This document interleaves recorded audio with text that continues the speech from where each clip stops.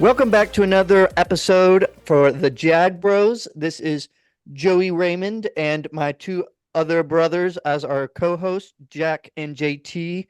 We are ready to get this season kicked off for 2024. We got the preseason coming up. Super excited.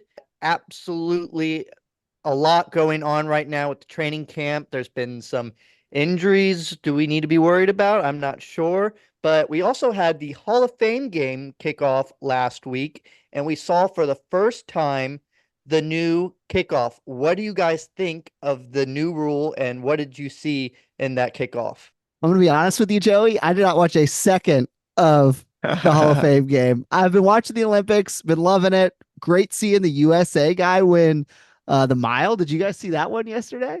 That was incredible. Shout out to Cole Hawker. Running a 1,500 meters under 3 minutes and 30 seconds is bonkers, crazy. And then we also got the bronze. So that was really cool to see 1 and 3, where I think we were expected to get 0 medals. So here's a USA. question. Here's a question before we get back to Joey's question.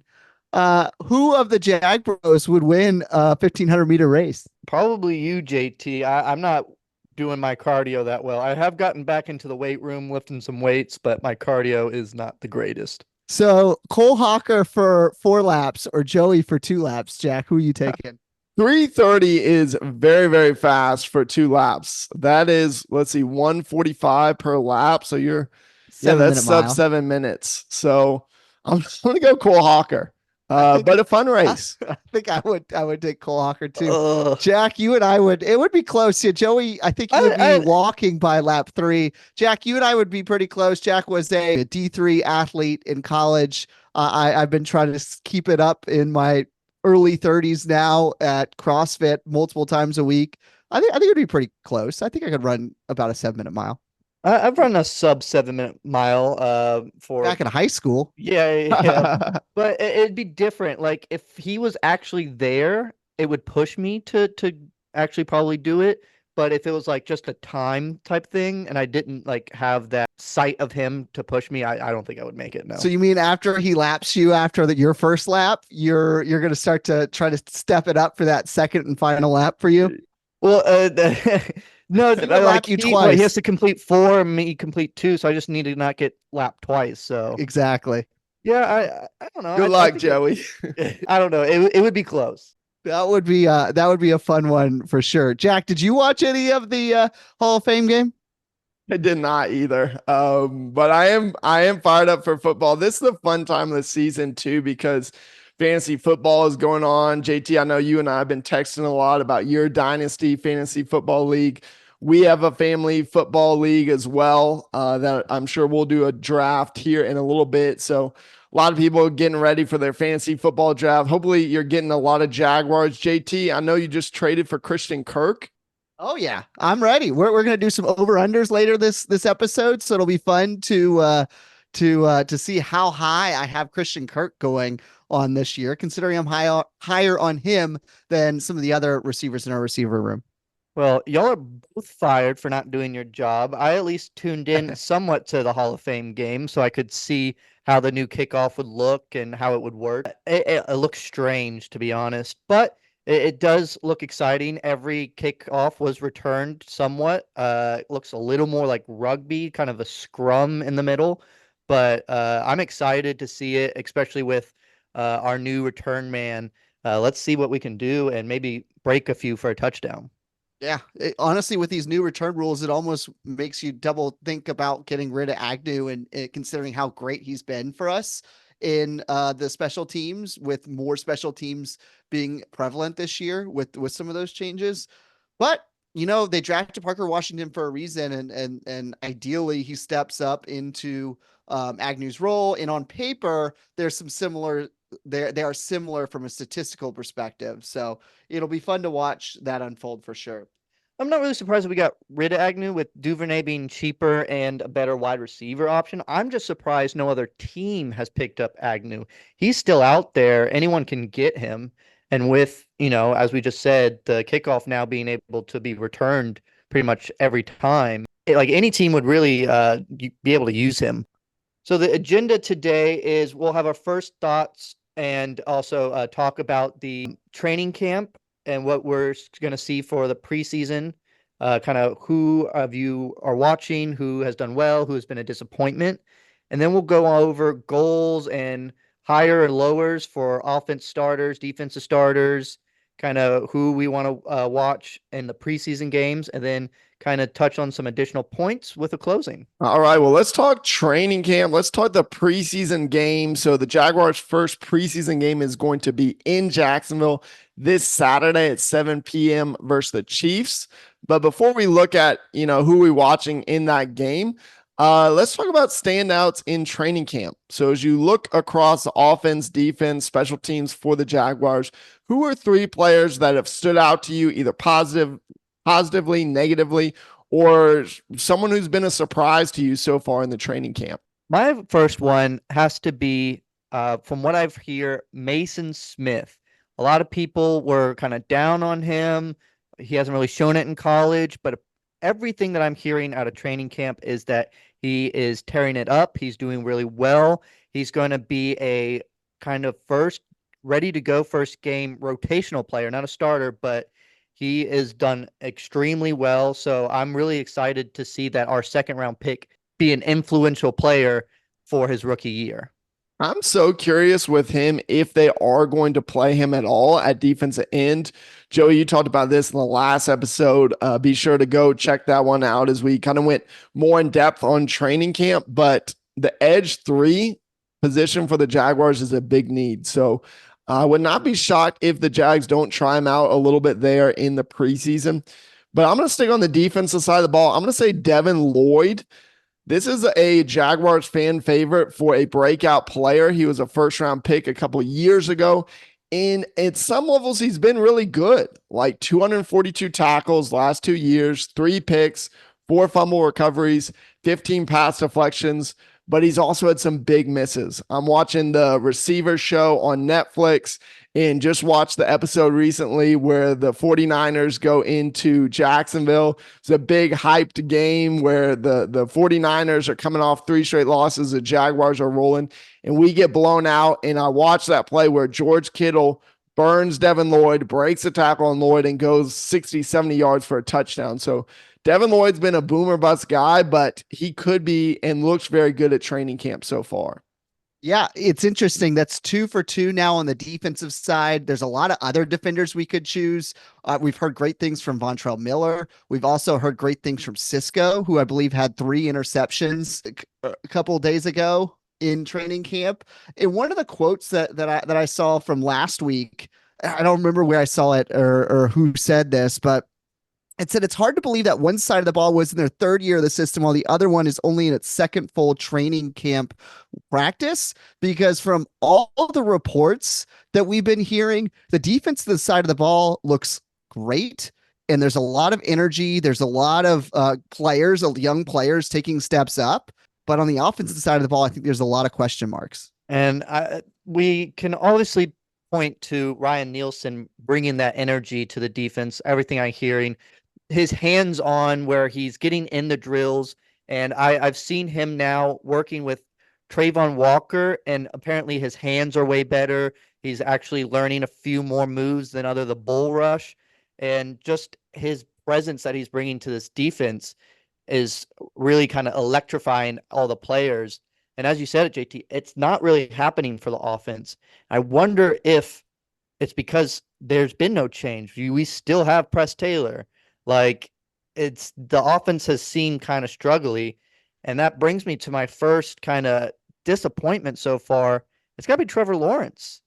I mean, he's had good days, but he's also had some really bad days. I'm hearing a lot of picks. I mean, we just paid him all this money, and I'm getting a little worried whether he is ready to go for the season. I wanted to hear how he's crushed this training camp, and, it's okay to have one bad day or something like that, but it's been kind of disappointing from what I'm hearing.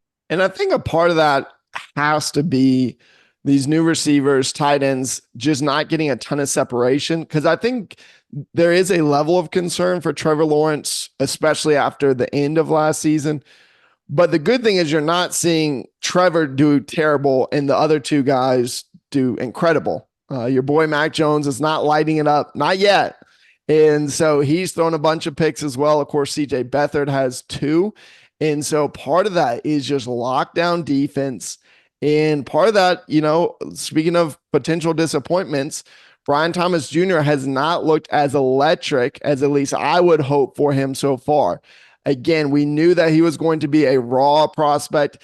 You can't bank whether this is a boom or bust pick off his rookie season, but there's not been as much excitement of Brian Thomas Jr. yet in training camp.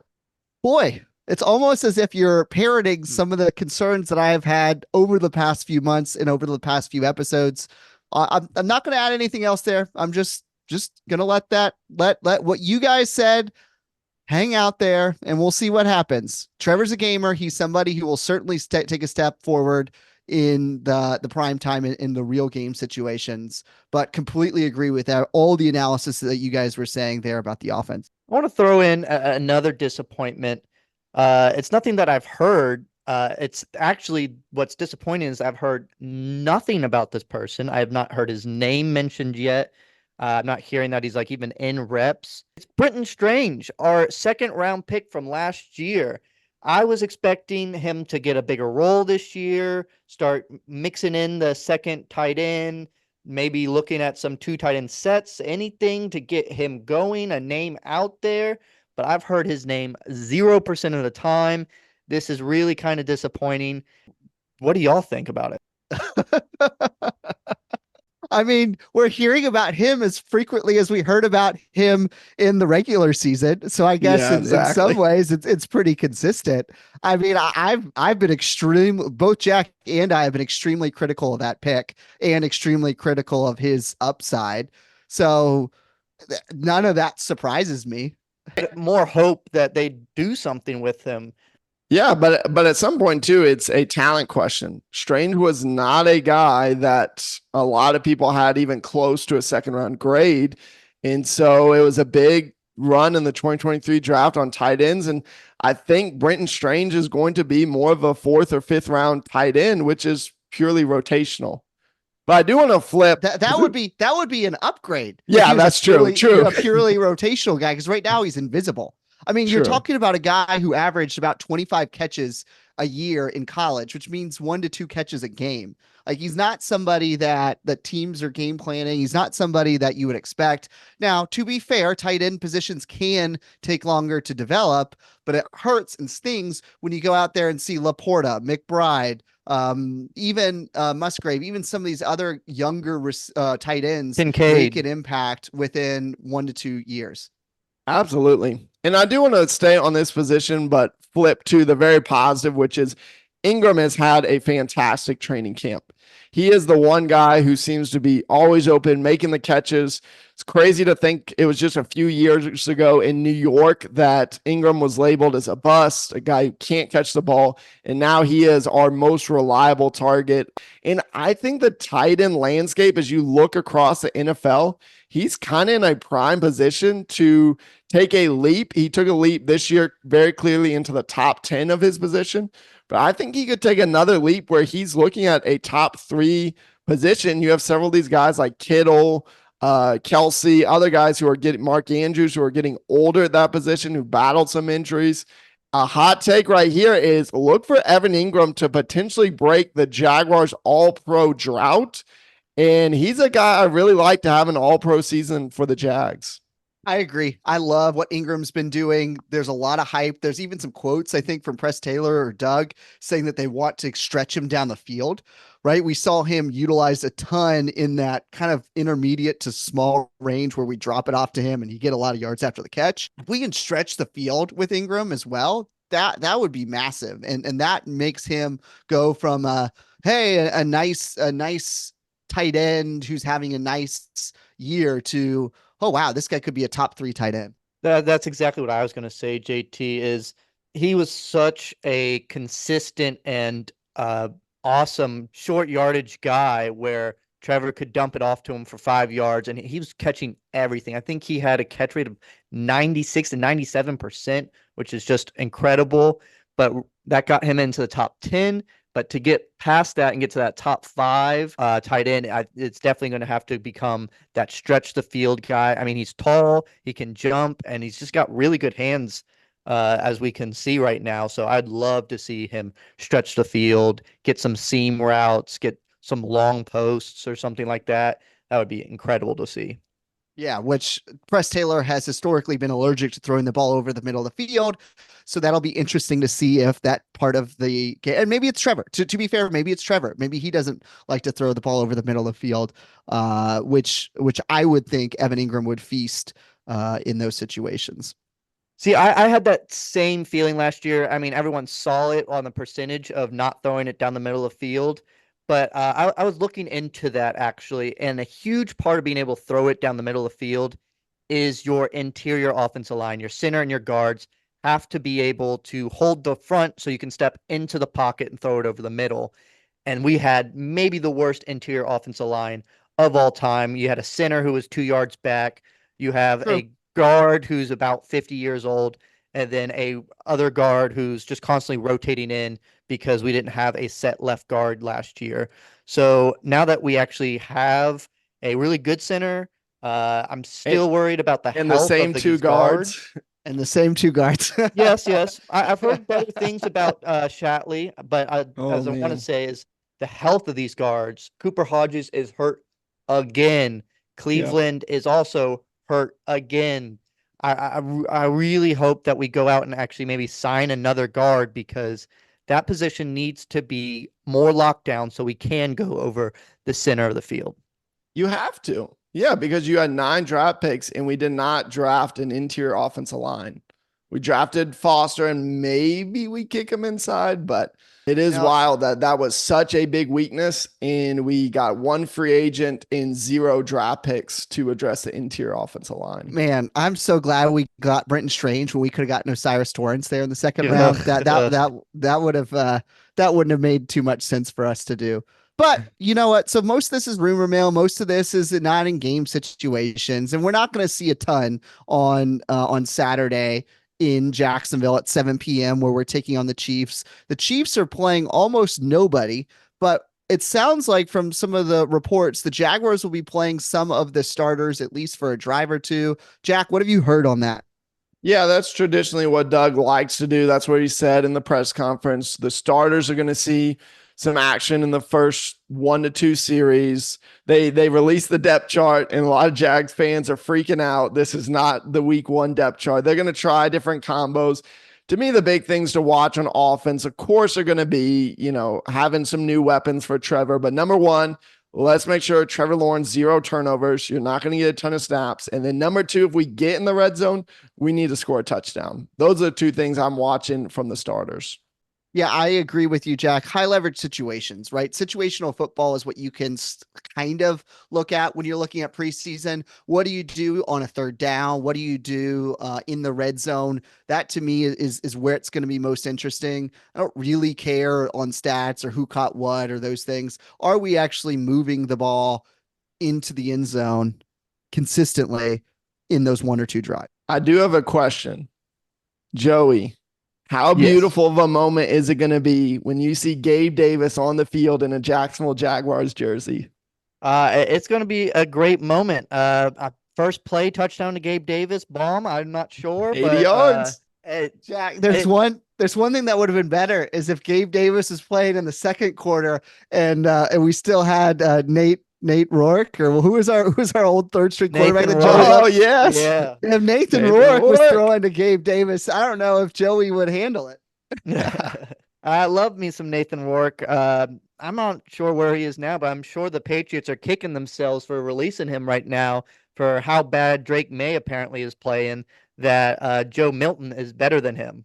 Yeah, bring back Nathan Rourke. Yeah.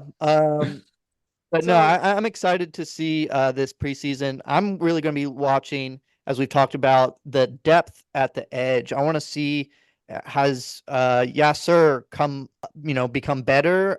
Has Miles Cole, our 7th round pick, can he show some flashes? Is Mason Smith going to get some opportunities at edge? That one's a really actually fun one to watch for the preseason. Yeah, it'll be interesting seeing some of these depth players or rookies, see if they start to flash or how they do. Again, you're not going to see a ton, especially from your starters, but from what you actually can control against backups in Kansas City, can we look like an NFL offense? Speaking of, one of the things Joey also said we're going to be talking about today is some over-unders for season totals. So we're looking ahead. We'll start on the offensive side of the ball. And last year's offense was, I would say most Jaguar fans would say disappointing. And in some categories, we were decent. We were around top 10. I think some Jaguar fans would have loved for us to have finished closer to top 5 in some of the categories, or at least more scaring those. From a passing yardage perspective, we were 9th. From a points for perspective, though, we were 15th. And then when you're looking at some of the areas that we've historically struggled in, it's red zone, it's turnovers, it's some of those things. And we're bottom 5 or bottom 3 in some categories in those areas. So we're hoping to see some improvement. A lot of the same pieces with some obvious exceptions. But let's start with Trevor Lawrence. So Trevor Lawrence in the last 3 seasons has thrown for 3,600 yards, 4,100 yards, and 4,000 yards. So I'm going to set the over under at about 4,000 yards. 4,000 yards put Trevor around 10th last year for passing yards. Over under Trevor Lawrence 4,000 yards this year. For sure, over. As long as he stays healthy, and Joe, you already addressed the offensive line. That's going to be the big question. Can Trevor stay healthy? He has thrown over 4,000 yards in 2 seasons where each time either the first half of 2022 or the second half of 2023, he struggled. So if he stays healthy, he clears that for sure. Yeah, I got the over 2 on this because we're only going to be throwing it more, not less. We keep adding more weapons to the wide receiver room. We just paid Trevor Lawrence all this money. We're going to be running the ball, obviously, but it's not going to be as often as we probably will want. I think we'll be screaming, can we please run the ball more?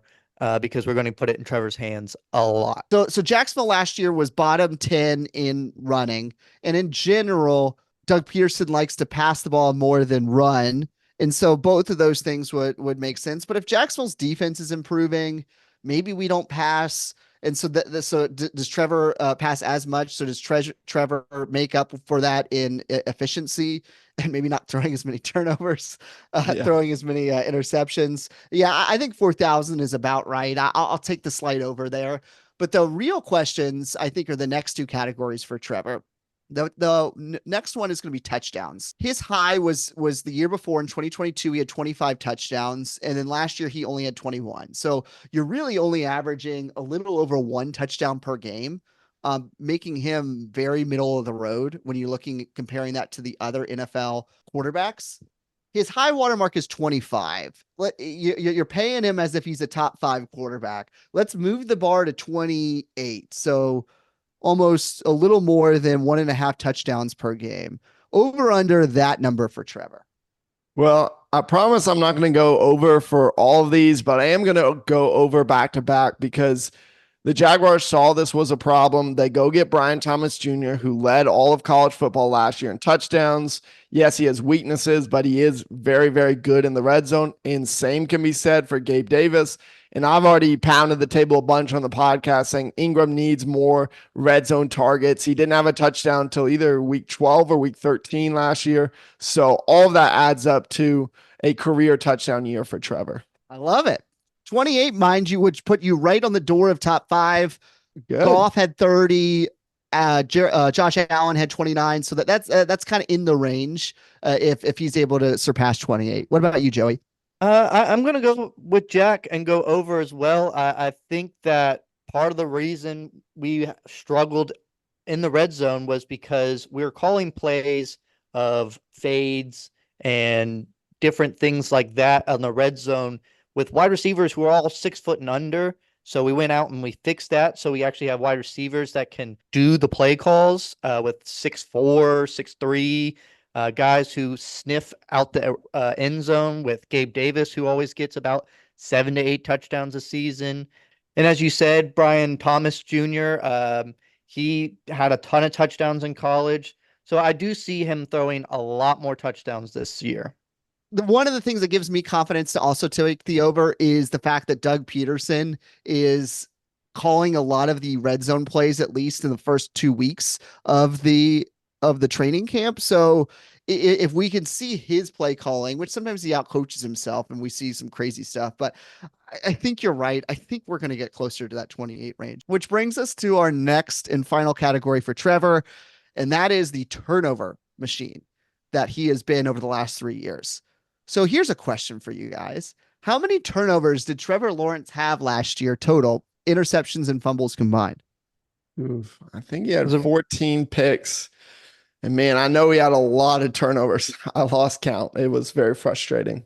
You're right. You're right on the money for interceptions last year, Jack. I think it's 7 fumbles too. Higher. Was that lost? Sorry, fumbles? you're right. That's a good point, Joey. Is lost and if you look at the combined lost and recovered by own team, I think you're right on the 7 fumbles. But I'm just curious to know if you know how many he lost total. So if you combine those, it's got to be close to 22 turnovers. 26. Jeez. 12. He fumbled the ball 12 times. Now, to your point, not all of those were covered by the other team, so that they were not full turnovers, but 12 fumbles, 14 interceptions. He had 17 interceptions his rookie year, only 8 the set year 2. So he's shown us that it's possible for him to take care of the ball a little bit better. So over under, let's cut that number in half. Let's cut that number. Let's make that 12. Over under 12 turnovers for Trevor next year between fumbles and interceptions. Over. Way over. Yeah. I mean, look, you've got some new pieces on offense. The Jaguars seem to want to take more risks, throw the ball deeper. So I think you could have set that number a lot higher, and I probably still would have said over. All right, how about 18? Yeah, I would still say over there. I don't know. Probably if you would over. agree More there. than one a game? Yes.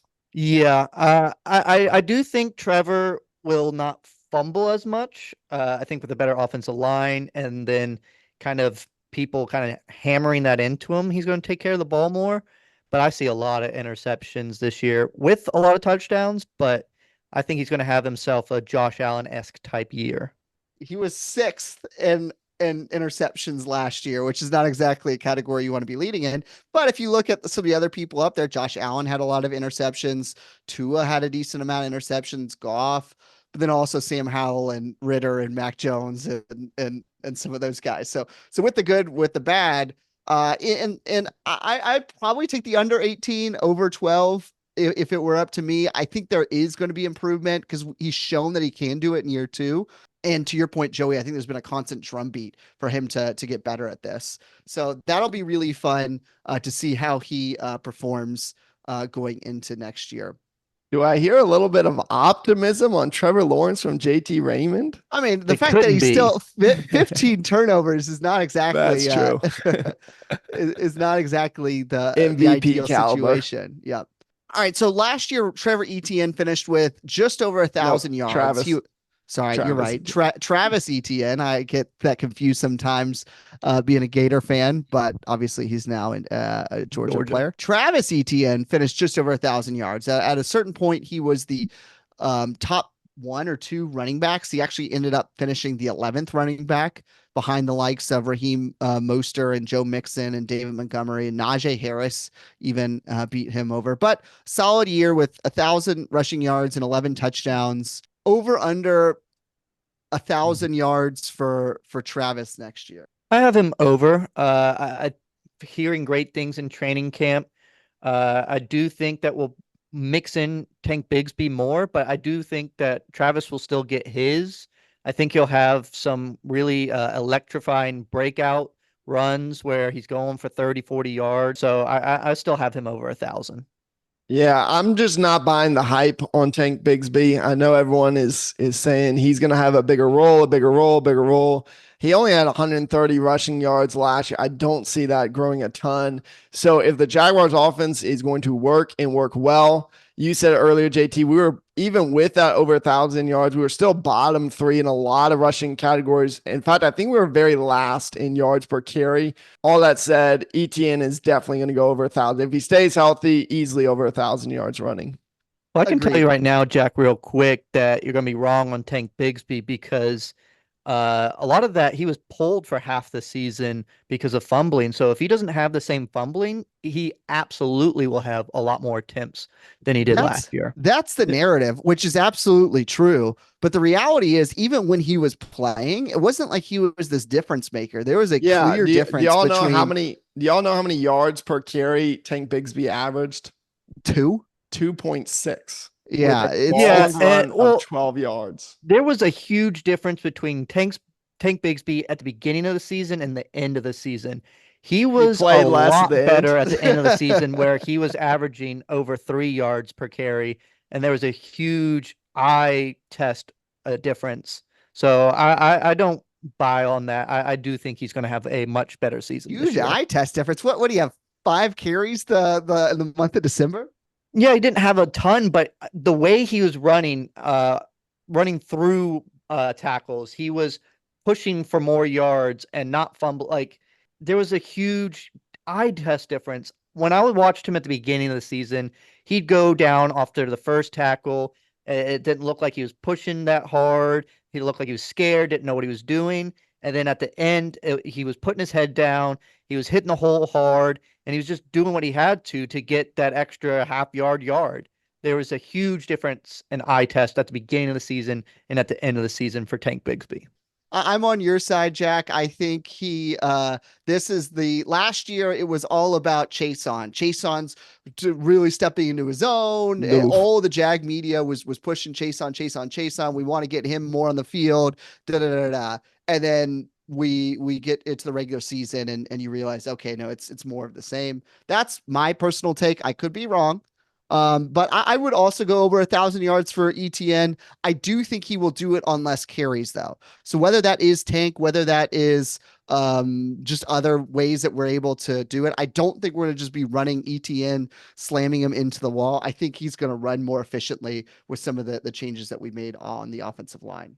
So for receivers, last year, Calvin Ridley led all the Jaguars receivers with just over 1,000 yards, 76 catches, and 8 touchdowns. Does anybody eclipse Calvin Ridley's production this coming year from the receiving core? Absolutely. The only reason Gabe Davis. No, I'm not going to put Gabe Davis there because he's wide receiver number 2, but Christian Kirk would have absolutely beat him if he could have stayed healthy. I think it was a fluke type of injury. Christian Kirk's not known for getting hurt. I think he has an incredible season this year and has over 1,200 yards.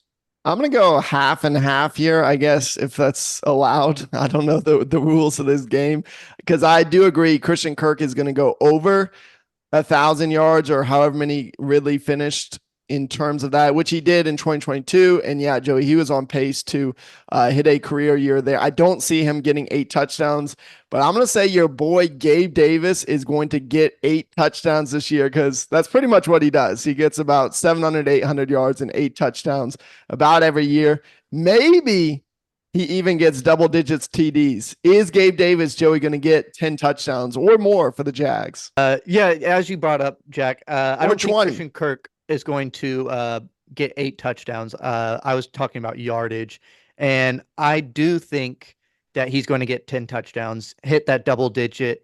I think he's going to be Trevor's go-to guy in the end zone. They've already been going to him a ton in training camp. It seems like him and Trevor have been getting a really good connection. I see him looking for him a lot in the red zone, which will be awesome to see. Yes, I agree with you. I think Christian Kirk gets over the 1,000. I don't think Jaguars will have a 10 touchdown receiving guy, because I think Evan Ingram will step up. He's had 4 touchdowns the last 2 seasons as a Jaguar. I think that number gets closer to 6 or 7. We've obviously been high on him. I think, to your point, guys, Gabe Davis will have some, some production as well, which will be fun to see. And I don't think Evan Ingram will get over 1,000, but he was at 963 last year and 114 receptions. It's so many receptions. It's so many of those little dump off passes that the Jaguar quarterbacks were giving him down the stretch. So I think this should be a good year for Christian Kirk and him, which before we wrap things up, we'll do the defense in another episode. But one final question. There's a lot of hype over the offseason. There's a little bit of a doldrum here with BTJ. What is his rookie year? I'm going to set the over under at 550 yards. And I was hoping you were going to do it higher so I could take the under, but I'm going to have to take the line on this. I think he's going to be right about 500 yards. And maybe 2 to 500. 3 So you're taking the under touchdowns. still. Well, it's going to be like right in that 500 range. Like what did you say again? 500 and 550. 550. Yeah, I mean it's going to be right there. 520, 560, somewhere. We'll say 550 exactly, because I don't think he's going to have a breakout season this year. I think he'll be on the field quite a bit as the number 3 wide receiver. I think he'll maybe even rotate in with Parker Washington. I've heard a lot of huge things from him over training camp. Also, Elijah Cooks apparently has been tearing it up too. He's already the second string behind Gabe Davis and the depth chart. So, I mean, I see that position rotating in and him not really getting the chance to show everyone that he's a number 1 wide receiver. It's going to be 2, maybe even 3 years. Joey, this is why Jack and I were saying the Jaguars draft was not a go all in draft, because if you draft a guy who, hey, he may be awesome in 2 or 3 years, but if you're drafting a guy who's going to give you 500 and 2 touchdowns, that's what Marvin Jones did for Jacksonville in 2022. He did 530 and 3. That's why I picked those numbers. That just a reminder to all you Jaguar fans, including you two who are hating on me for questioning the BTJ pick. So JT, are you going over or under here? I'm going to go under on both. How many do you think? I think you're right. I think it's about 500. That's why I set the line there.